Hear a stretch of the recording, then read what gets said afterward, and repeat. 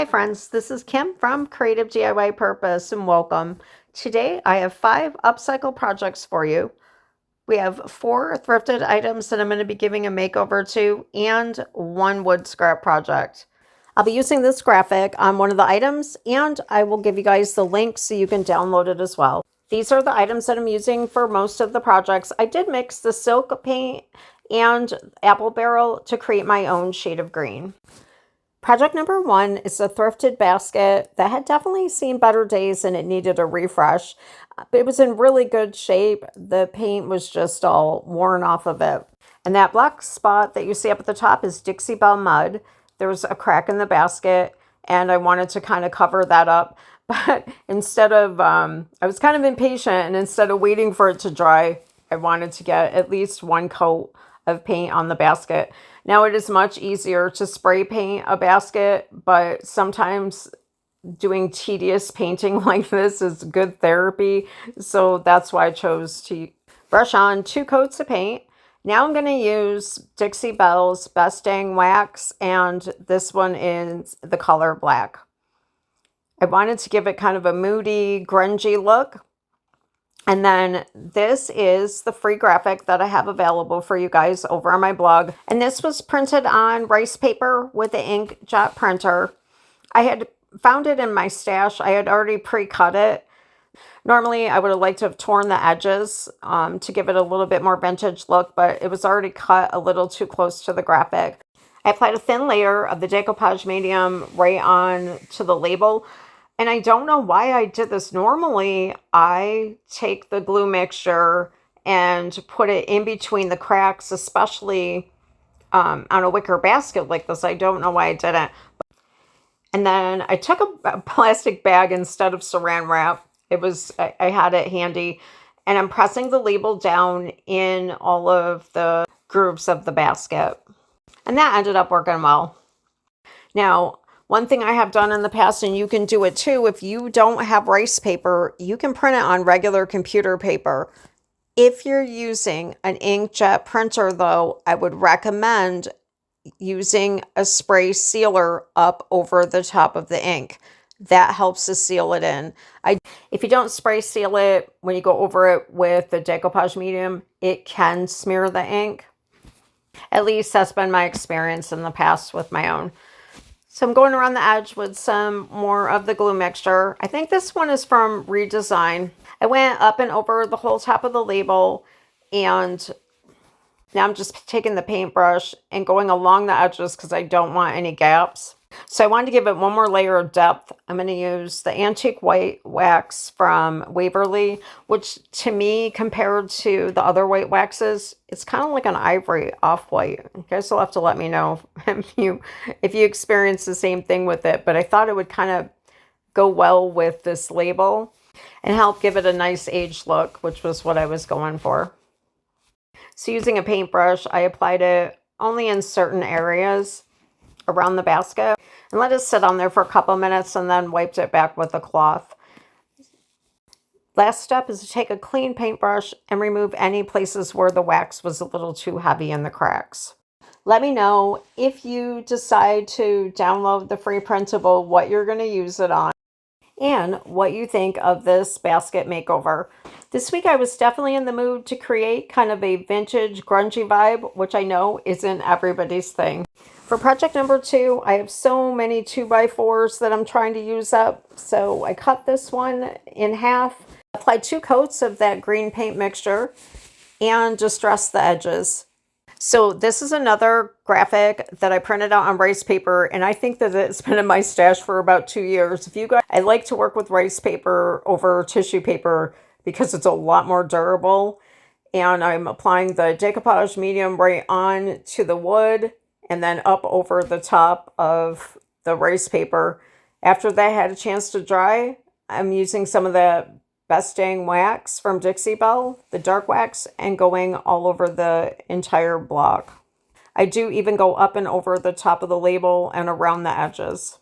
And these are simple 2x4 shelf sitters that I typically sell in my booth for maybe $5-6, depending on how much time I put into them. And they sell really well. I like them when creating a vignette because sometimes you just need that other pop of color in there. And this is such a simple project and only takes a few minutes to create.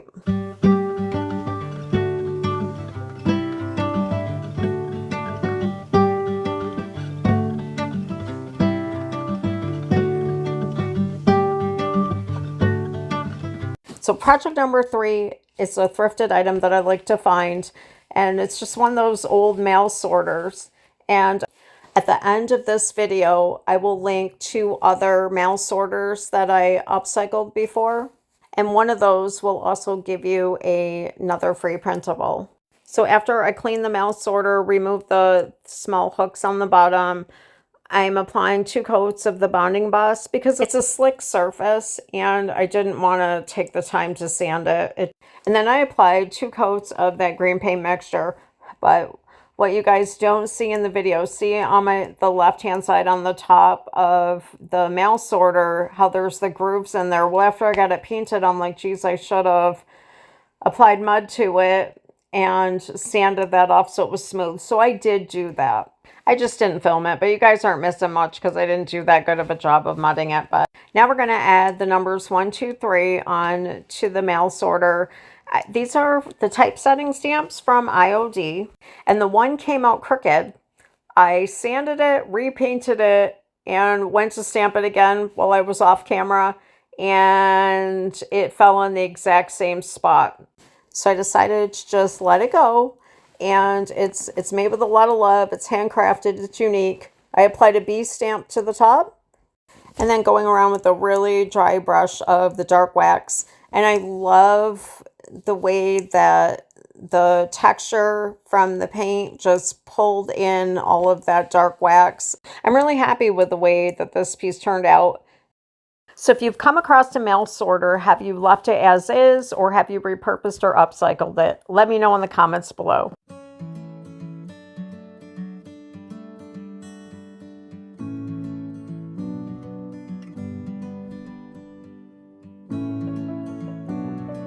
So you may recognize project number 4. It was done in a previous video, I think like maybe 2 years ago.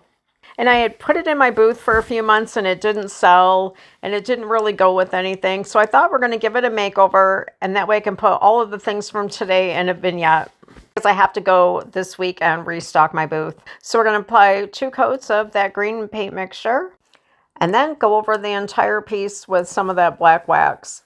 I got really heavy-handed on the front of it, but thank goodness it wipes back easy. So I try to get down into all of the areas, all the grooves. And then the next step was to take a clean cloth and wipe that back. And I love the transformation so far, but I felt that it definitely needed more. So taking a small paintbrush with some DIY white wax, I went along the outside edges. I really wanted to bring out those highlights. And then I wiped that back. And I like the texture. But I got to do something with that back. So these are the vintage labels from Redesign. I use them a lot in my recent videos. And I thought that transfer would look really well on the back of there. Whoops, using my scissor handles because the transfer stick was on the other side of the table. All right, so I don't really think that somebody's going to hang that corbel. I think it's going to be more of a decorative shelf piece. So I want to cover up those holes. And this mold is linked in the description box below. Just taking a little bit of the air dry clay and then pulling it right out. It was such a small piece. I didn't bother putting cornstarch in there or putting it in the freezer.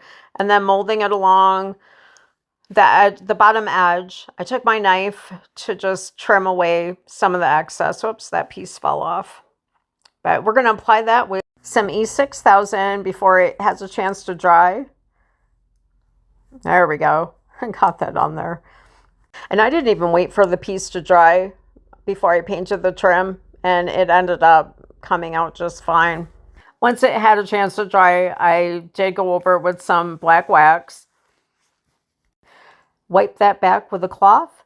Took that same small paintbrush, went along the top to create some highlights using the white wax. Wiped that back, and then I don't show it, but I take a small brush and use some copper gilding wax from Dixie Belle to go along the center of the flower on the top and on the front. Finish it off with 2 coats of Rust-Oleum spray sealer. Let it dry for a couple days, and this piece is ready to go in my booth at the market. Project number 5 is just a quick and simple upcycle project. I applied 2 coats of bonding boss to the handles and then painted them with Anchor silk paint from Dixie Belle. So these transfers, I think I misspoke earlier and I called them vintage labels, and they're not. The brand is Redesign, but these are the French labels, not the vintage ones. And this transfer fits on here nicely, and I think that it can go with just about any style decor in a kitchen. I did end up spraying the entire piece with 3 coats of the Rust-Oleum spray sealer. The majority of the time I use the brush-on sealer from Dixie Belle. I either use the flat or I use the gator hide. But I'm not going to lie, I was in a super big hurry this week to wrap up my projects and get my booth restocked. Be sure to like, subscribe, and ring that bell for all notifications because you're not going to want to miss my upcoming fall video and scrapwood project video. Next up, I have the link to both of the thrifted makeovers that have the mail sorters along with other vintage style upcycle projects. Friends, I want to thank you so much for joining me today. I hope you enjoyed this video. Have a super blessed week, and I will see you soon.